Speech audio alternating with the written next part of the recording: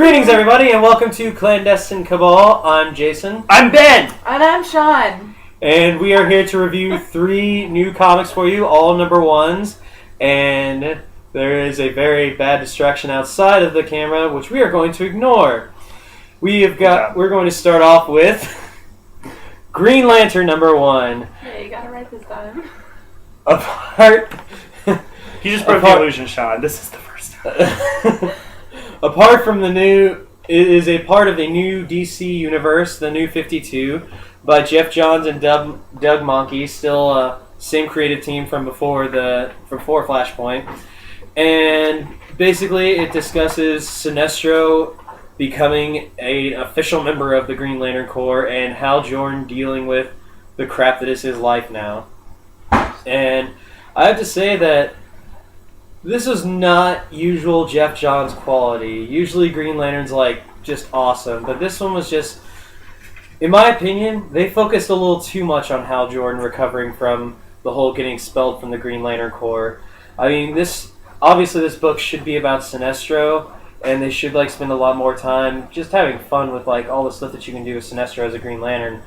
But they really just focused on a mopey Hal Jordan, and I don't like my Hal Jordan mopey. I know he has to deal with stuff, but he's not doing it well. So, I don't know.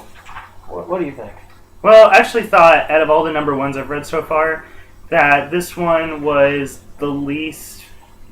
Seemed like it was the least origin-ish, or not really origin-ish, but fresh start kind of one.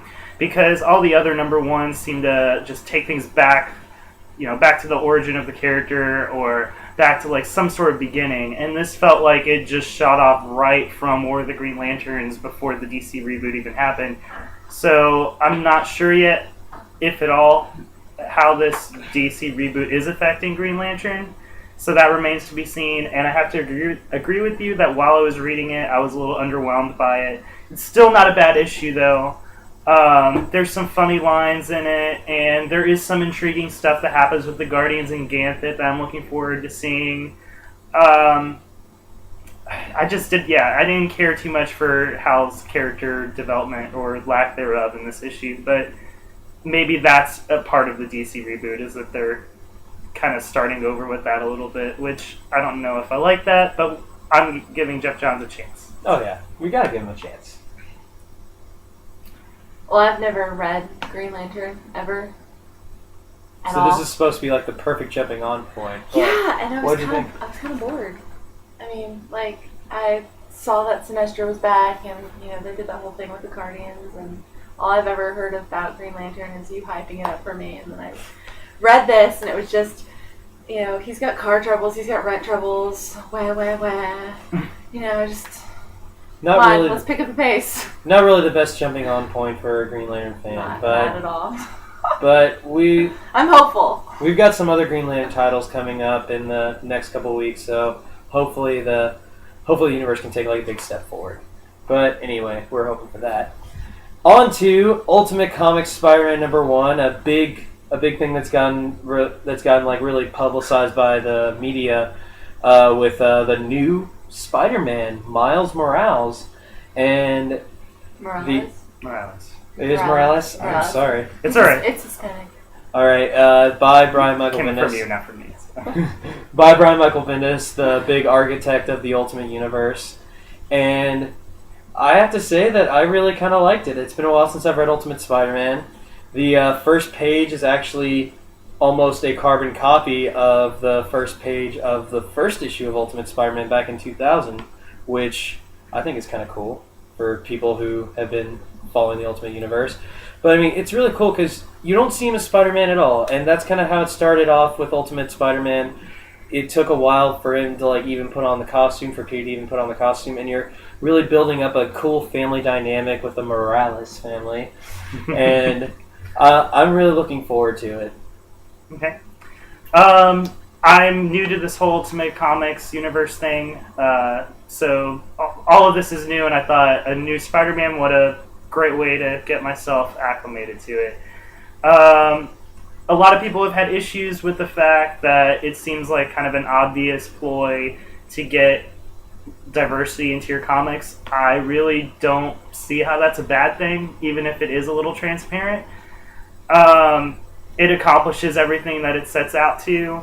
It does get that diversity, but I think it's also inclusive in that everyone has, especially with the way the economy is right now, and that is what Spider-Man is supposed to be about, is that there's a lot of, everyone has hardship. So I think that Miles Morales is kind of a new, like, universal character that you can identify with, while also grabbing some demographics that maybe Spider-Man hadn't before. So I really liked it. I thought it was everything that the Ultimate Universe is supposed to be about, taking risks and doing things that you normally can't do in the mainstream Marvel Universe. So I thought it was really great, and I can't wait to read more. I don't want to follow that. Because, again, I've never read Spider-Man or Ultimate Comics or anything like that. So this is my first introduction to Spider-Man, and it wasn't the original Spider-Man. So I didn't know what to expect. I mean, what can you do? But it was cool. I liked it. I have to agree with a lot of what Ben says. Alex, stop. Apparently Mexican Spider-Man equals awesome. Which, let's be honest, it kind of does.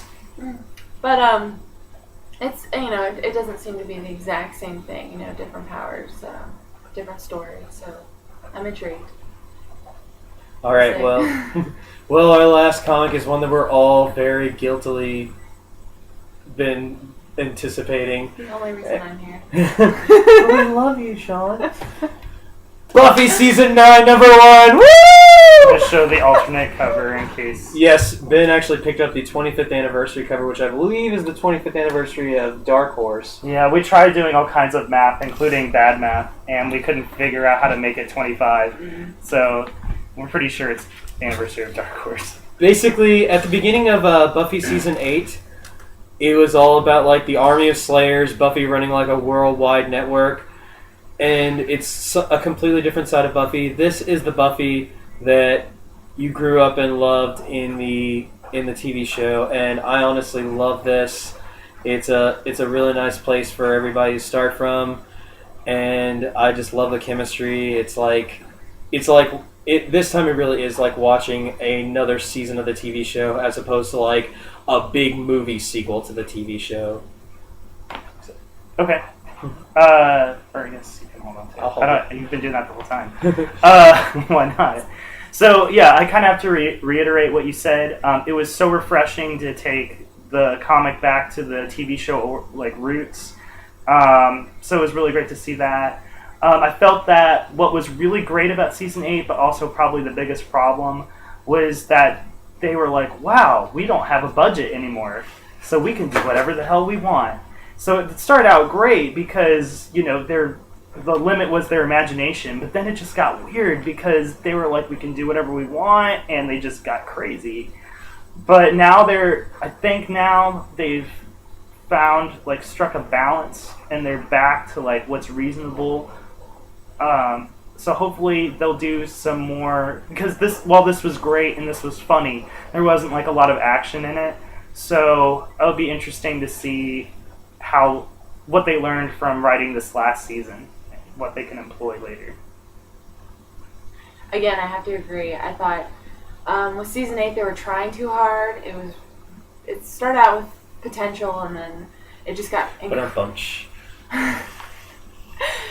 just got way too chaotic. Like, there was so much going on, and like I could barely follow it, and just like these characters are doing this, this is the bad guy, whatever's going on. It's kind of hard to follow. I didn't much care for it towards the end.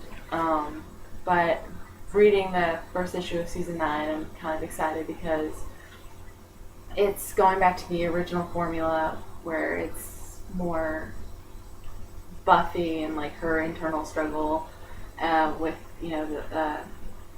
and the dynamic with the people around her, and not just action and magic, and just sort of toning it down and making it worth something. All right, well, that's it for us. Don't forget to check out our speed round.